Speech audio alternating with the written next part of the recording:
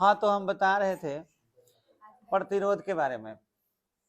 प्रतिरोध का मतलब होता है रुकावट, और रुकावट हम किसी भी स्थान पर कर सकते हैं जब आपको किसी भी चीज में रुकावट उत्पन्न हो रहा हो। जैसे फॉर एग्जाम्पल हवा अगर बह रही है और उसके विपरीत दिशा में अगर आप साइकिल चलाएंगे तो क्या होगा? हवा आपको रोकने का काम करेगी। तो हवा अगर रोकने का काम कर रही है तो हवा हमारे लिए क्या हो गया? प्रतिरोध हो गया। फिर याद होगा विद्युतशीलता पढ़ाए थे, तो विद्युतशीलता जब पढ़ा रहे थे तो आपको बोले थे कि धन आवेश से विद्युत क्षेत्र रेखा निकलते हैं और वो किस में प्रवेश करते हैं? ऋण आवेश में प्रवेश करते हैं। और उनको बनने में जो विद्युत क्षेत्र बनता है उसको बनने में उसका विरोध कौन करता है? माध्यम। तो माध्यम क्या किसका काम किया? प्रतिरोध का काम किया। ठीक उसी तरह से किसी चालक के अंदर फ्री इलेक्ट्रॉन होते हैं, और वो फ्री इलेक्ट्रॉन जो होते हैं जब फ्लो होते हैं, बहते हैं, तो उनके रास्ते में रुकावट उत्पन्न होता है। उनके टक्कर होने की वजह से वो एक दूसरे से टकरा जाते हैं। बिल्कुल उस तरह से आप सोच सकते हैं कि जैसे लड़का के परीक्षावन हो रहा है और बहुत सारा लोग पीछे जो है, मतलब दुल्हा के माई पीछे पीछे, बाकी सब लड़का पीछे पीछे, और बहुत सारा और छोटे छोटे जो बच्चा है वो दूल्हा के आगे आगे गोड़ कर, इधर बाना है इधर बाना है, और मतलब सब कोई भीड़ लगाए हुआ है। अब जैसे ही हैंगा मैंने उठा के मैंने मिठाई फेंका तो सब लूट पाट एकदम वही में कितना गोरा गिरे जा रहा है। दूल्हा तो वो लूट रहा है ना, ये समझ रहा है। तो ये बताओ हो क्या रहा है कि बहुत सारा भीड़ है, और भीड़ है तो एक दूसरे से, अब मान के चलिए एगो 10 टके के नोट गिरा है और उस पर 10 आदमी भीड़ा, तो 10 आदमी में 10 आदमी को मिलेगा? कौन एगोरा को मिलेगा? तो एगोरा एक दूसरे को धक्का मार के उधर धकेल देगा, ऐसे होगा। कोई एक आदमी जो बड़ियार होगा उन्हें ले पाएगा। अब फाट गया तो फाट गया सबको, लेकिन होगा क्या कि एक दूसरे में टक्कर तो हो जाएगा। अगर पकड़ भी लिया तो हम पहले छूले नहीं हमार बना, ये टाइप से।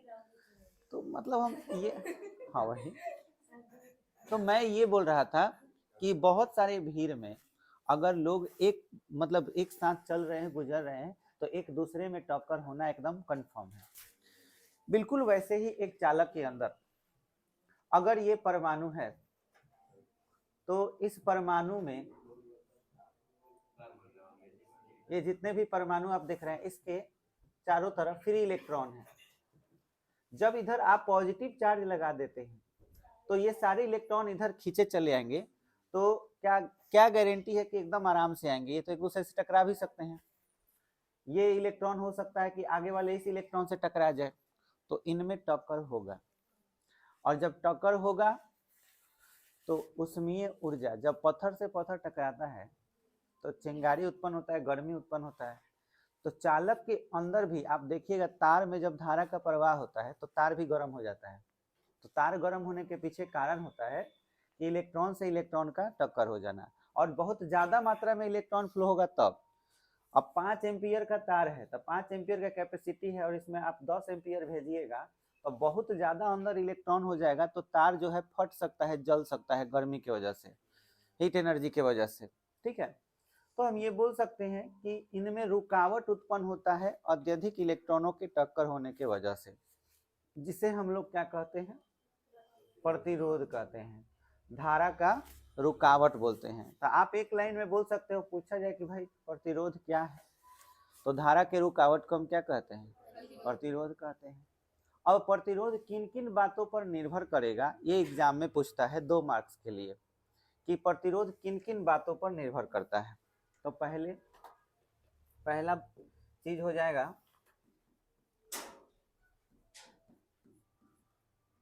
कि प्रतिरोध जो है वो डिपेंड करेगा पदार्थ पर, या आप सीधे बोल सकते हैं पदार्थ की प्रकृति पर।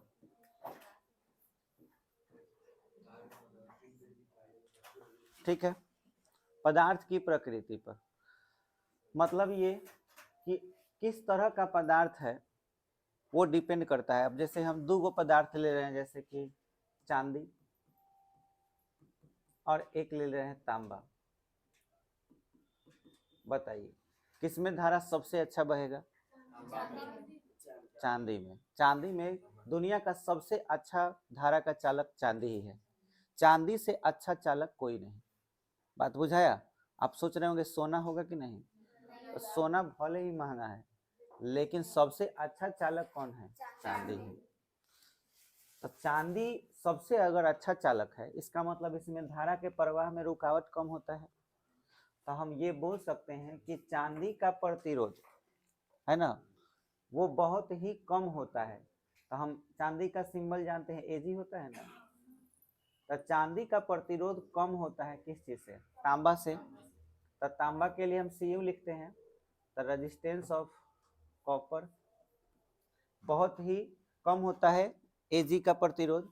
और इससे ज्यादा प्रतिरोध किसका होता है? लोहा का, Fe का।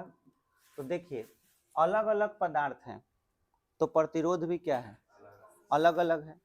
तो आपसे पूछ सकता है कि प्रतिरोध किन किन बातों पर निर्भर करता है। तो पहला ये कि पदार्थ की प्रकृति पर। अगर पदार्थ बदल जाएगा तो प्रतिरोध भी क्या होगा?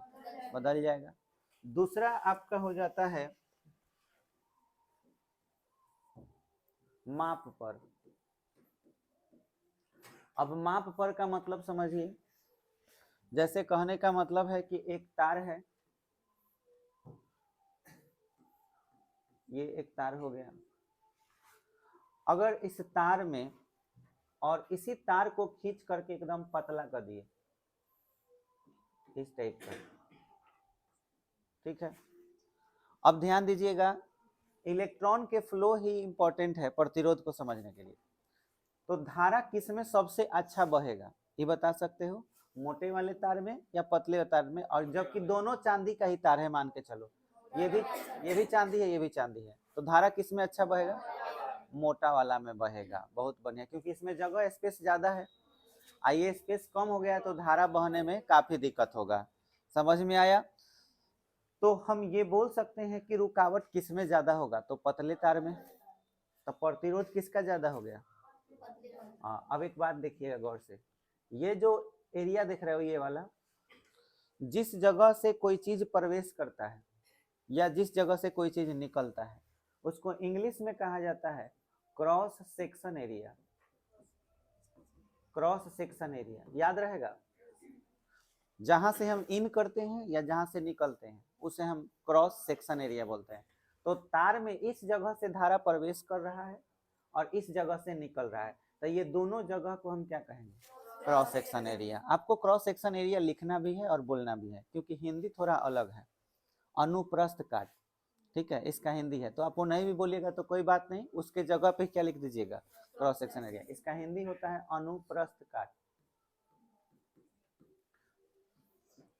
तो ये याद रखना है। अब बताइए कि इन दोनों में, पतले और ये मोटे वाले में, किसका क्रॉस सेक्शन एरिया ज्यादा है? मोटे वाले का। रुकावट किस में ज्यादा है? आए? पतला वाला। तो हम ये रुकावट मतलब प्रतिरोध बोलते हैं। अब बताइए प्रतिरोध में क्रॉस सेक्शन एरिया में कैसा संबंध है, उल्टा या सीधा? दिमाग लगाइए, सोचिए, सोच लीजिएगा तब बोलिएगा। देखो दो में से कौन है? उल्टा नहीं तो सीधा। उल्टा मतलब क्या? एक बढ़ेगा तो एक घटेगा, और सीधा मतलब दोनों, एक बढ़ा तो दूसरा भी बढ़ा। ये सोचना है। रुकावट किस में ज्यादा है? पतले वाले में रुकावट ज्यादा है। क्रॉस सेक्शन एरिया सबसे ज्यादा किस में है?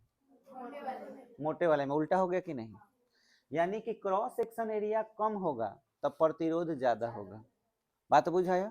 तो दोनों में कैसा संबंध हुआ? उल्टा। क्रॉस सेक्शन एरिया को केवल ए से दिखाते हैं, अब प्रतिरोध को किस चीज से? आर से। तो आर में और ए में कैसा संबंध? उल्टा संबंध। तो 1/A बोला जा सकता है। अच्छा अब बताओ लंबाई किस में ज्यादा है? पतले वाले में। अब प्रतिरोध किस में ज्यादा है? पतले वाले में। प्रतिरोध मतलब रुकावट, रुकावट इसी में ज्यादा है। ये कैसा संबंध है? सीधा संबंध है। लंबाई ज्यादा तो प्रतिरोध भी ज्यादा। तो लंबाई एल ऊपर लिखाएगा, तो एल और आर में सीधा संबंध है और ए और आर में कैसा संबंध है? उल्टा। तो इस तरह से आर समानुपाती और एल बाई ए लिख सकते हैं। अब हम यहाँ पे लिखेंगे कि आर जो है वो समानुपाती। अब 1/में यहाँ एल बटा में ए लिखा जा सकता है, हम बराबर का चिन्ह देंगे तो एक कांस्टेंट देंगे, इस कांस्टेंट को हम रो कहते हैं, रो, एल बटा में ए, जहां रो क्या है, रो एक नियतांक है और इस नियतांक को हम कहते हैं प्रतिरोधकता। बात समझ में आया, इसे प्रतिरोधकता कहा जाता है। और इसका ऐसा ही मात्रा, अब इस तरह से रो का फॉर्मूला क्या हो जाएगा, क्रॉस गुना कर दीजिएगा तो आर ए बटा एल। अगर इसके हम मात्रक की बात करें, ऐसा ही मात्रक, तो यहां से ऐसा ही मात्रक भी निकाल सकते हो।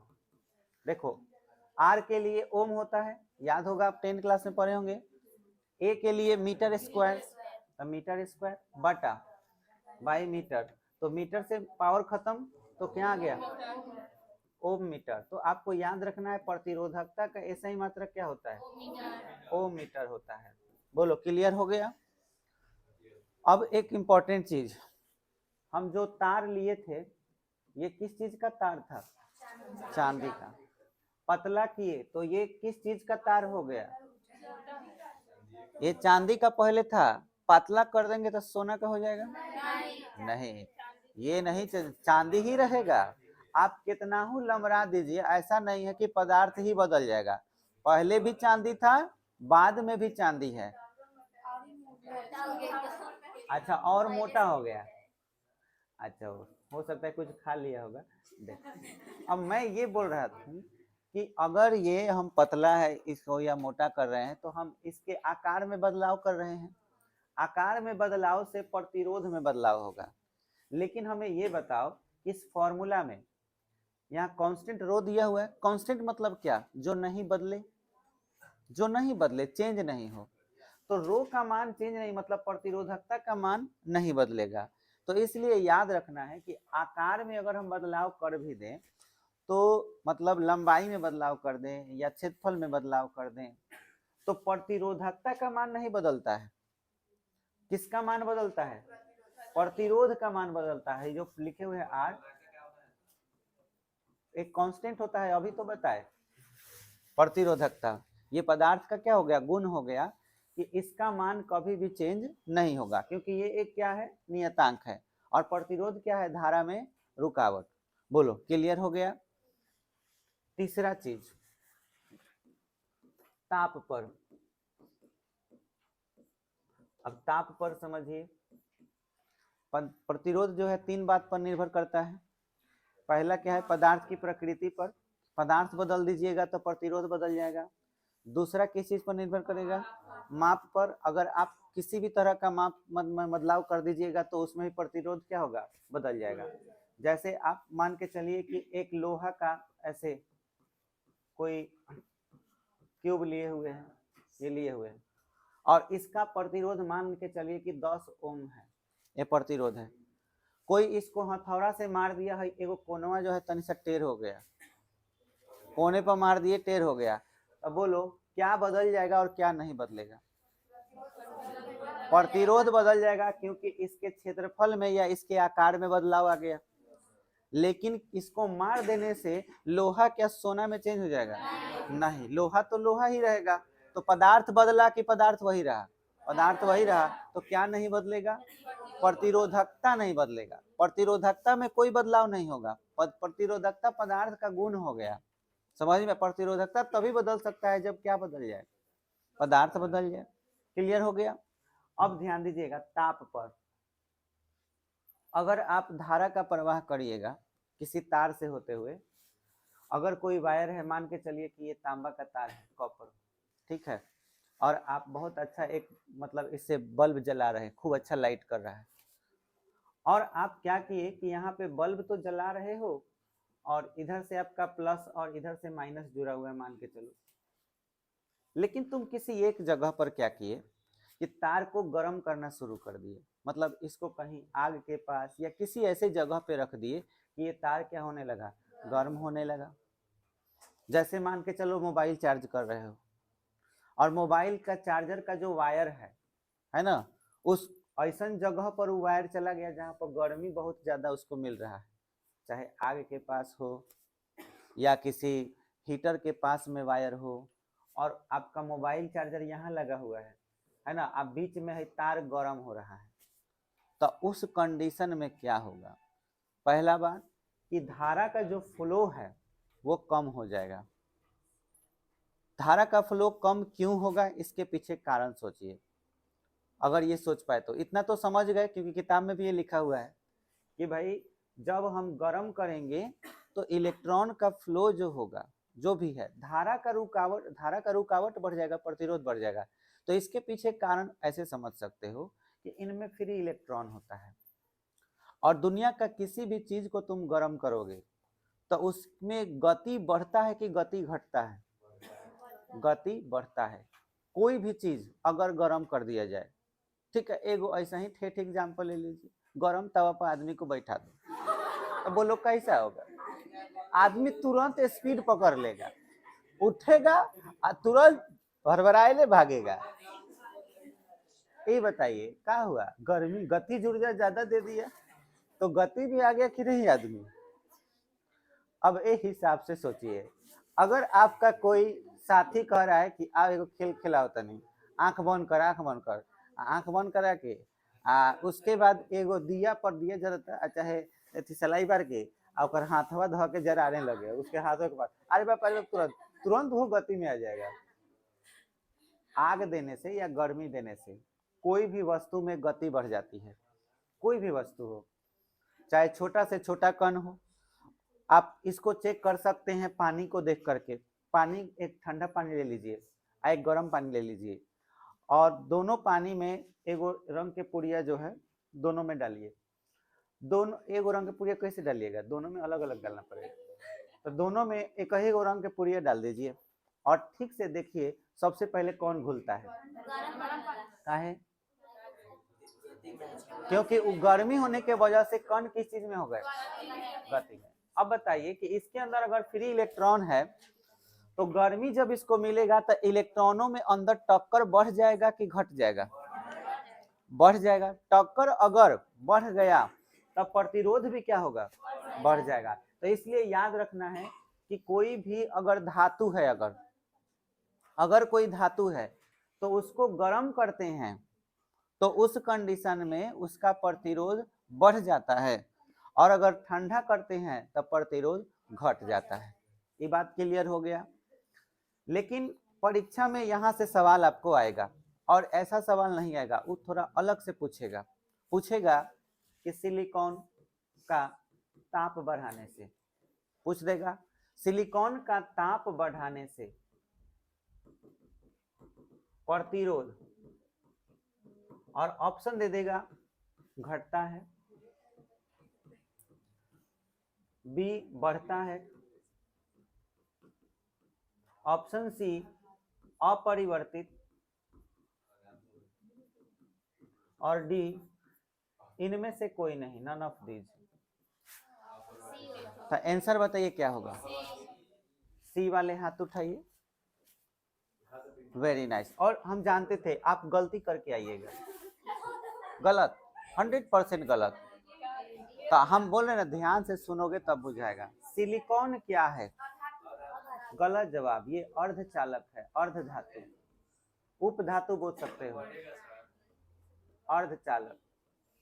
दो गो ऐसा चीज है जिससे एग्जाम में सवाल आएगा, सिलिकॉन और जर्मेनियम, ये दो गो आपका अर्धचालक या उपधातु बोल सकते हो।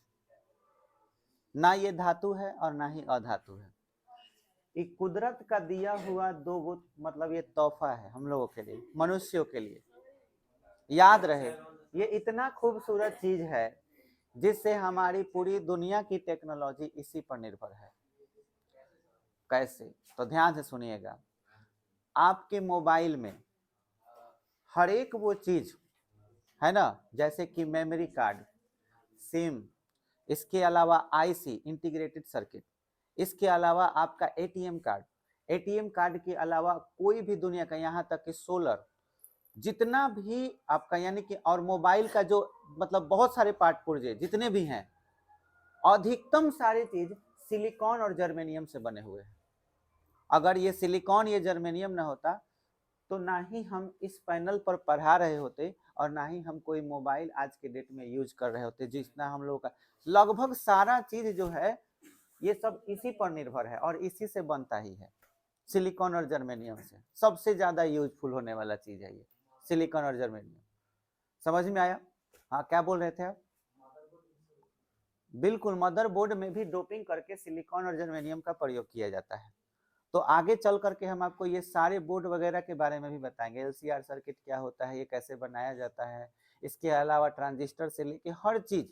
और सिलिकॉन और जर्मेनियम का तो स्पेशल एकदम पूरा इसका पोस्टमार्टम ही कर देना है, एकदम पूरा डिटेल में एकदम पढ़ना है। स्पेशल एगो चैप्टर का नाम है अर्धचालक, और उसमें हम आपको पूरा सारा चीज डिटेल बताएंगे। फिलहाल यहाँ पे समझिए, सिलिकॉन और जर्मेनियम ये दोनों अर्धचालक है।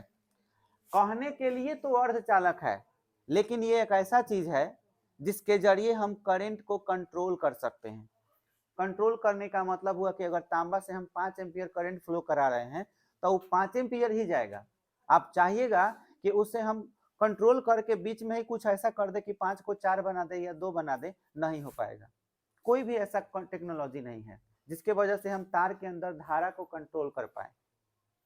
अब जैसे आप सोचिए, मोबाइल में जब करंट जाता है 2 एम्पियर जाए चाहे 3 एम्पियर जाए, तो मोबाइल के अंदर ऐसे छोटे छोटे डिवाइस लगे हुए होते हैं जो 2 एम्पियर भी बर्दाश्त नहीं कर सकते हैं, वो तो तुरंत जल जाएगा। हर डिवाइस के लिए अलग अलग करंट का वैल्यू चाहिए, और उसको अगर चेंज करना है तो उसे कंट्रोल करना होगा, और कंट्रोल करने के लिए हमारे पास कुछ ऐसा चीज होना चाहिए जिसे हम कंट्रोल कर पाए। तो ये ध्यान में रखिएगा, अर्धचालक जो होते हैं इनकी खासियत देखिए क्या है। जब इनका आप ताप बढ़ाइएगा तो उल्टा होगा। जैसे धातु में क्या होता है, ताप बढ़ाते हैं तो प्रतिरोध क्या होता है, बढ़ता है, इसमें प्रतिरोध घटने लगेगा। माने जब इसको गर्म करेंगे तो खूब अच्छा से करंट फ्लो होगा। अगर आप उच्च ताप कर दीजिएगा, उच्च ताप, तो ये सुपर कंडक्टर बन जाएगा, अति चालक बन जाएगा। बहुत मतलब आप अच्छे से इसको पूरा बहुत ज्यादा गर्म कर दीजिए तो सुपर कंडक्टर में कन्वर्ट हो जाएगा। या आप सीधे सीधे बोल सकते हैं, सुपर कंडक्टर नहीं, इसे चालक आप बोल सकते हैं। जैसे ये अर्धचालक है ना, ये क्या बन जाएगा, अर्धचालक ही चालक बन जाएगा, लेकिन कब, उच्च ताप पर। बहुत ज्यादा ताप हो तो ये चालक। अगर इसे आप ठंडा कर दें, माने ताप को एकदम निम्न ताप कर दें, तो यही चीज कुचालक बन जाएगा। तो देखो, एक ही ऐसा चीज है जिसको हम कुचालक भी बना सकते हैं और चालक भी बना सकते हैं और चालक भी बना सकते हैं। ताप कम करेंगे प्रतिरोध बढ़ जाएगा, प्रतिरोध बढ़ जाएगा तो ये कुचालक की तरह काम करेगा। समझ में? और ताप बढ़ा देंगे तो क्या बन जाएगा, चालक बन जाएगा। बोलो, क्लियर हो गया? अब ध्यान देना है कि सिलिकॉन का ताप बढ़ाने, तो सिलिकॉन क्या है, अर्धचालक, तो आंसर क्या होगा, ताप बढ़ाने से प्रतिरोध क्या घटेगा, ऑप्शन नंबर ए हो जाएगा। धातु के लिए रहता कि धातु का ताप बढ़ाने से तो बढ़ता है, और अधातु के लिए, अधातु के लिए घटना क्या बढ़ना क्या, अधातु का प्रतिरोध कितना होता है, 0। अधातु तो धारा बहने ही नहीं देता। अगर कोई सूखा लकड़ी है, सोच रहे हैं कि उसे बल्ब जला ले तो जल जाएगा, धारा वो बहने ही नहीं देता, डायरेक्ट रोक लेता है ना, तुम नहीं जा सकते। तो इसका प्रतिरोध क्या है, अनंत है ना लायक, अनंत। अनंत मतलब बहुत ही ज्यादा। अधातु के प्रतिरोध क्या होते हैं, हाँ बहुत ही ज्यादा, अनंत होते हैं या बहुत ही ज्यादा बोल सकते हैं। अर्धचालक का प्रतिरोध कैसे बदलता है ये बुझा गया, काठी लकड़ी के, जले हुए लकड़ी का क्या, ज्यादा ही होगा। धारा का प्रवाह भले ही कर दे लेकिन प्रतिरोध तो ज्यादा ही होगा। अच्छा चालक थोड़ी है वो। चलिए लिखिए अब, पदार्थ की प्रकृति पर डैश देकर लिखिए। हाँ क्वेश्चन था ये, आंसर लिखिए 1 नंबर में।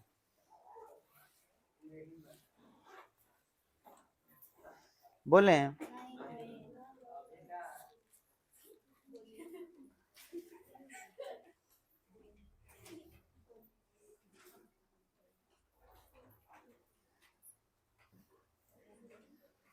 बोले पदार्थ की प्रकृति पर में डैश देकर लिखिएगा।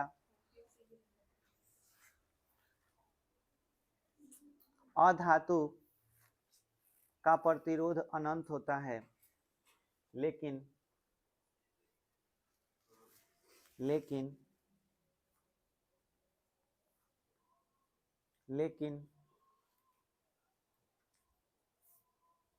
धातुओं में पदार्थ को बदल देने से प्रतिरोध भी बदल जाता है। धातुओं में पदार्थ को बदल देने से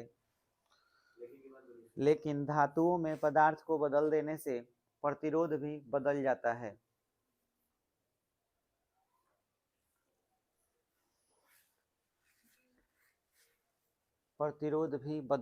है।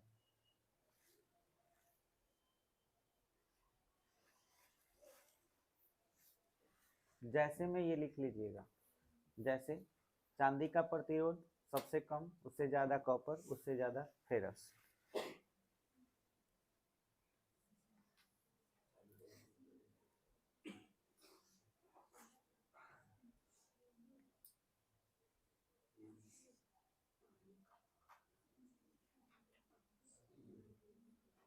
हो गया?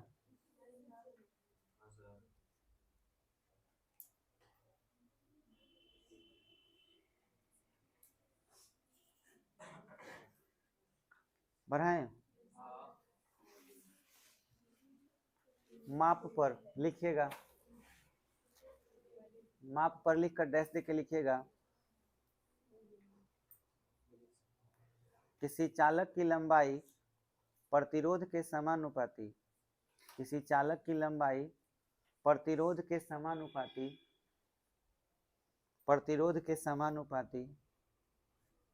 और cross section area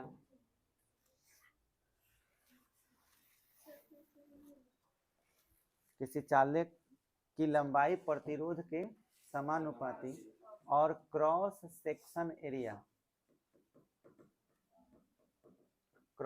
area bracket में लिख लो, अनुप्रस्थ काट का क्षेत्रफल,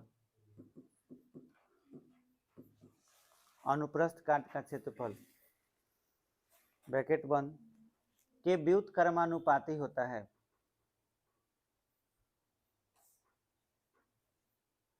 का क्षेत्रफल प्रतिरोध के व्युत्क्रमानुपाती होता है। अनुप्रस्थ काट का क्षेत्रफल प्रतिरोध के व्युत्क्रमानुपाती होता है।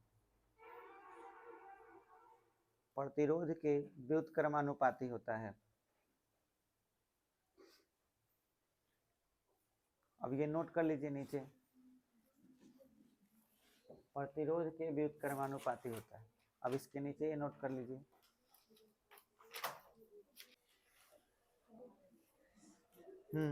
लिखिए, ताप बढ़ाने से धातु का प्रतिरोध बढ़ता है। ताप बढ़ाने से धातु का प्रतिरोध बढ़ता है और ताप घटाने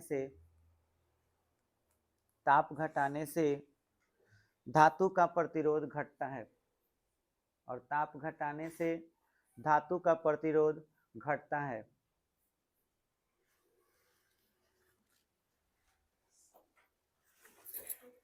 लेकिन अर्धचालक में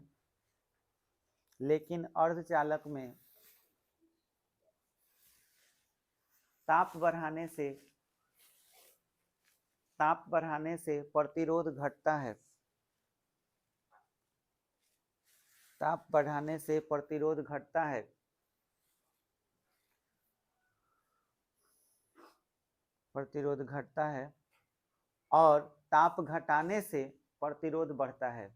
और ताप घटाने से प्रतिरोध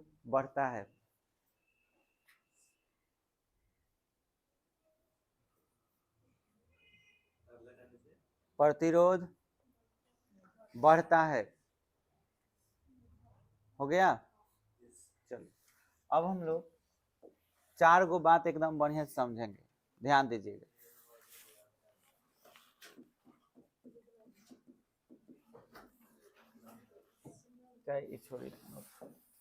देखिए, सबसे इंपॉर्टेंट चीज आपको प्रतिरोध के बारे में बढ़िया से समझना था। तो प्रतिरोध असल में धारा का रुकावट होता है, इंग्लिश में इसको कहते हैं रेजिस्टेंस। पर एक बात समझ लीजिए, प्रतिरोध जिसे आप बोल रहे हो, ये 2 गो चीज को कहा जाता है प्रतिरोध। ग्रामर तो पढ़ा ही होगा, नाउन प्रोनाउन बुझाता होगा, तो ठीक से समझो। जब हम इसको नाम की तरह यूज करेंगे, नाम की तरह अगर यूज करेंगे इसको किसी नाउन की तरह, तो अब हम इसे इंग्लिश में रेजिस्टर बोलेंगे। रेजिस्टर, समझ में आया? अगर हम इसके गुण का प्रयोग करेंगे, जैसे तांबा है, तो तांबा को अगर हम प्रतिरोध बोलेंगे तो हम रेजिस्टर बोलेंगे। समझ में आया? और अगर इसके गुण की बात करेंगे तब हम इंग्लिश में इसको रेजिस्टेंस बोलेंगे। समझ में आया? रुकावट ये कोई नाम नहीं हुआ, ये गुण हो गया। समझ में आया? एडजेक्टिव हो गया, विशेषण। तो विशेषण की तरह जब यूज करेंगे तो रेजिस्टेंस, और नाउन की तरह यूज करेंगे तो रेजिस्टर्स। समझ में आ गया बात? अब ध्यान दीजिएगा, प्रतिरोध हिंदी में यही रहेगा, नाउन के लिए भी प्रतिरोध ही बोलना होगा, एडजेक्टिव के लिए भी प्रतिरोध ही बोलना होगा। हिंदी में एक ही है, लेकिन इंग्लिश में अलग अलग है।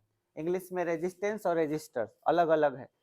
ये बात बुझाया? तो हम अभी गुण की बात कर रहे हैं, किसी चालक के गुण की बात कर रहे हैं, रुकावट की बात कर रहे हैं। तो आपने प्रतिरोध समझा, और प्रतिरोध में आप प्रतिरोध का फॉर्मूला पढ़े अभी अभी। क्या फॉर्मूला पढ़े? आर बराबर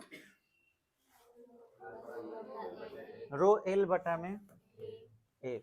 तो आर बराबर रो एल बटा में ए। आगे चल के वो ओम का नियम पढ़िएगा, V बराबर आई आर। तो आर बराबर क्या होगा? V बटा आई। तो एगो और फॉर्मूला होता है V बटा में आई। इसका एसआई मात्रक जो होता है वो आप पढ़ चुके हैं 10 क्लास में, ओम। ये 2 ठो बात आपको बढ़िया से याद रखना है, ये आप जानते हैं, ठीक है। इसके बाद अभी अभी आप पढ़े हैं प्रतिरोधकता। इंग्लिश में इसको हम लोग क्या कहते हैं? रेजिस्टिविटी।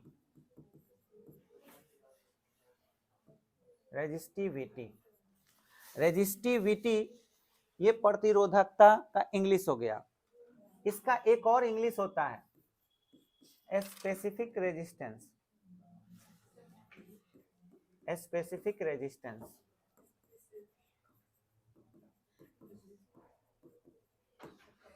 जिसको हिंदी में हम लोग बोलते हैं स्पेसिफिक रेजिस्टेंस, विशिष्ट प्रतिरोध। इसका फॉर्मूला अभी अभी आप पढ़े, रो बराबर आर ए बटा में एल। एल होता है आर ए बटा में एल। अगर हम इसके एसआई मात्रक की बात करें तो ओम मीटर इसका एसआई मात्रक होता है, ओम मीटर। ये याद रखना है। अब ध्यान दीजिएगा, अब जो बताने जा रहे हैं इनके बेस पर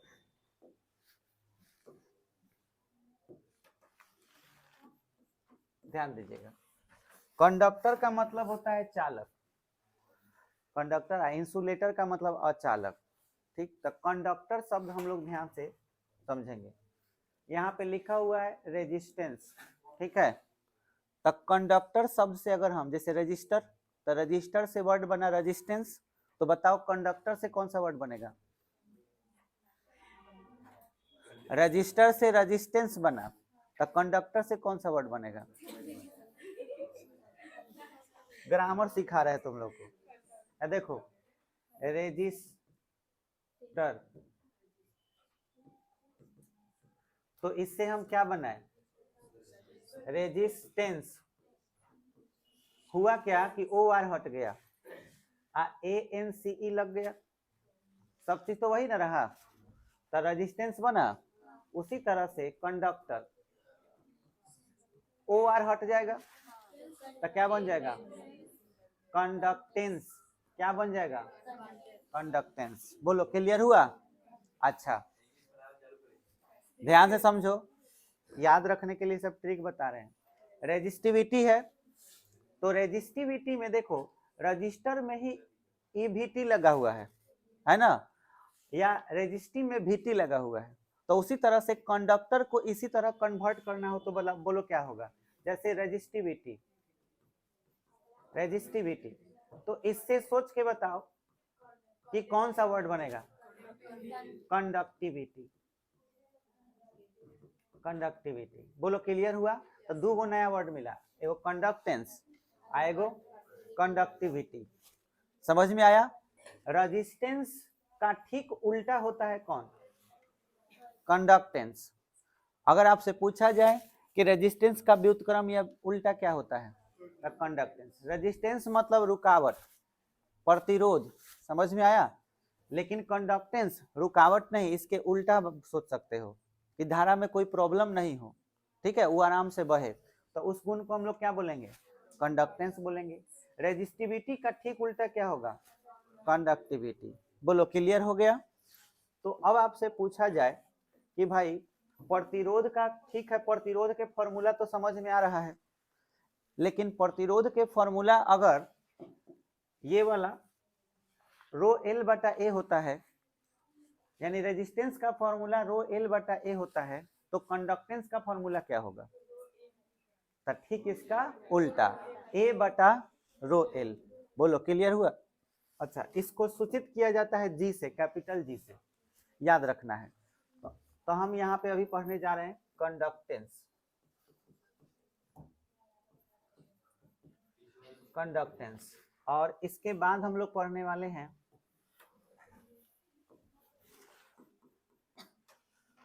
कंडक्टिविटी। अब इसका हिंदी सोच रहा होगा सबके, क्या हिंदी लिखे कंडक्टिविटी। तो ये बता, प्रतिरोधकता हिंदी था किसका, रेजिस्टिविटी का। तुम लोग हिंदी खुद से सोचो, रेजिस्टिविटी जिसका हिंदी क्या है, प्रतिरोधकता, इससे वर्ड हम बनाए हैं कंडक्टिविटी, तो इसका हिंदी क्या होना चाहिए, चालकता। यस, तो हिंदी तुम लोग को समझ में आ गया, चालकता। तो चालकता इंग्लिश कंडक्टिविटी। चालकता किसका व्युत्क्रम है, प्रतिरोधकता का। तो इसका कोई परिभाषा पूछे तो क्या जवाब दोगे, तो लिखेंगे प्रतिरोधकता, प्रतिरोधकता के व्युत्क्रम को चालकता कहते हैं। ये बात समझ में आया।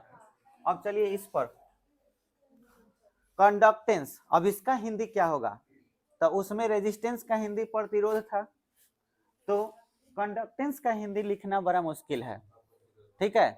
तो आपको याद रखना है, इसका हिंदी होता है चालकत्व, याद रहेगा, इसका क्या नाम रहेगा, चालकत्व। चालकत्व को हम इंग्लिश में कंडक्टेंस बोलते हैं। अब बोलो इसका डेफिनेशन लिखना हो तो क्या लिखेंगे, हाँ प्रतिरोध। हम चाहते हैं कि तुम ही लोग खुद बताओ, हम चाहते तो एक बार में सब लिखावा चुके होते, लेकिन तुम खुद से अगर बताओगे तुम्हारे दिमाग में ये बात बढ़ जाएगा एकदम। प्रतिरोध के व्युत्क्रम को चालकत्व कहते हैं। थोड़ा सा भी दिमाग इधर उधर हुआ नहीं बुझाएगा। अभी अभी बताए हैं कि इसका सिंबल क्या होता है, इसे कैपिटल जी से सूचित करते हैं। तो बता सकते हो कि जी का फॉर्मूला क्या होगा, मतलब 1/r, और आर का फॉर्मूला क्या था, रो एल बाई ए था, तो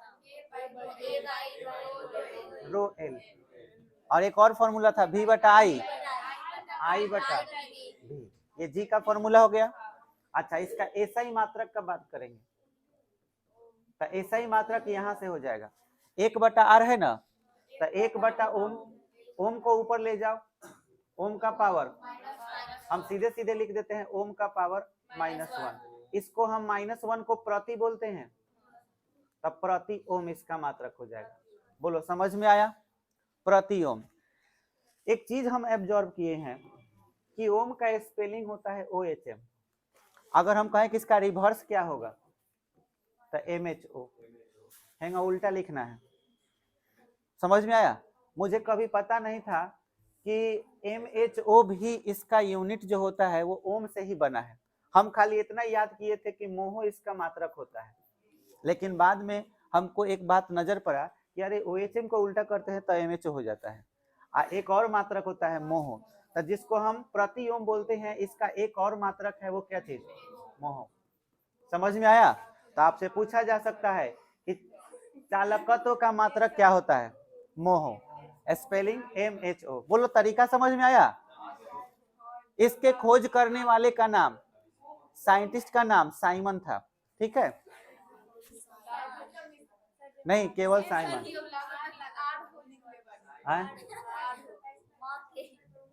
कहाँ पर? हाय ठीक तो है। अब सुनो, इसी चीज को एक और नाम से जाना जाता है, साइमन, SIEMN, साइमन। तो इसका एक और मात्रक होता है, क्या चीज? साइमन, जिसको हम कैपिटल S से दिखाते हैं। तो इसमें परीक्षा में हई वाला कई बार आ चुका है कि साइमन किसका मात्रक होता है। तो याद रखना है 3 मात्रक हैं इसके, किसके? चालकत्व के। चालकत्व के 3 मात्रक, एक आपको प्रति ओम याद रखना है, एक मोहो याद रखना है, और एक साइमन याद रखना है। साइमन को किस से दिखाएंगे? S से। बोलो क्लियर हो गया? अच्छा, अब ध्यान देंगे यहाँ पर चालकता के लिए हम लोग, इसका सिंबल है सिग्मा, इसे सिग्मा से सूचित करते हैं। तो फॉर्मूला बताइए क्या होगा? सिग्मा बराबर 1/रो, 1/रो, और रो का फॉर्मूला क्या था? RA/L था, तो L/RA हो जाएगा। अब यहां से SI मात्रक निकालते हैं। बोलो, ओम का भी पावर -1 होगा और मीटर का भी पावर -1 होगा, तो इसे हम बोलेंगे प्रति ओम प्रति मीटर, प्रति ओम प्रति मीटर। बोलो समझ में आया? अब ध्यान से सोचो, प्रति ओम को और क्या कहा जाता है? मोहो होता है, मोहो।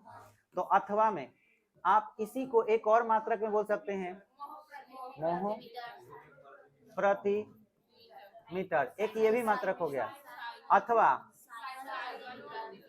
साइमन प्रति मीटर।